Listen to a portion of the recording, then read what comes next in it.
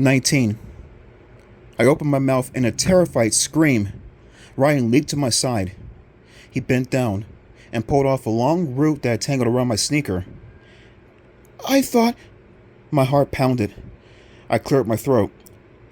I thought something grabbed me. Ryan laughed. Just some kind of fruit. You walk right into it. I hope you're not getting too weird. I reached down and rubbed my ankle. My head was spinning. My skin felt all prickly. Let's get out of here, Allison. Ryan tugged my arm. No, wait.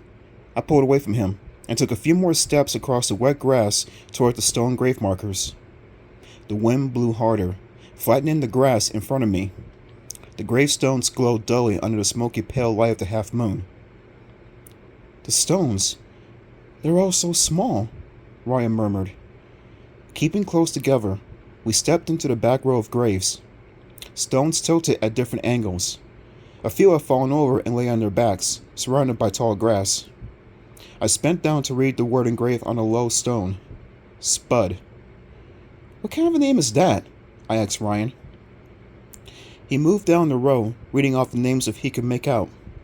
Spike, Millie, Flash, Whitey. Ryan turned to me, his features twisted in confusion. It's a pet graveyard, he announced. Huh? His voice seemed so far away. I squinted through the eerie, pale light at the rows of stones.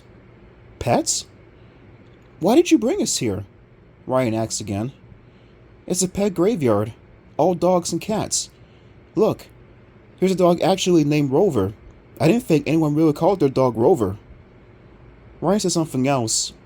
He moved down the row of gravestones. His hand trailed along the tops of the stones. I think he was calling out the names of the dead pets, but I couldn't hear him. I had a low whistling in my ears. Ryan's voice seemed miles away. The stones rose up in front of me. They reminded me of rows of jagged, broken teeth. Ryan's voice faded farther into the distance. I moved through the rows without seeing anything, without realizing I was even walking. I felt as if I were floating in a silent world on my own.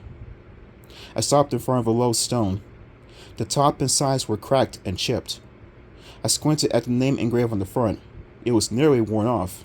I had to stoop and bring my face so close to the stone to see it clearly. The whistling in my ears grew louder, shriller, and then it vanished. I stood in silence and stared at the name on the stone. Rip. My eyes froze on the entire inscription. Rip. 1981 to 1993. He's dead, I murmured. He's already dead. That's why I can't kill him. The cat has been dead for years.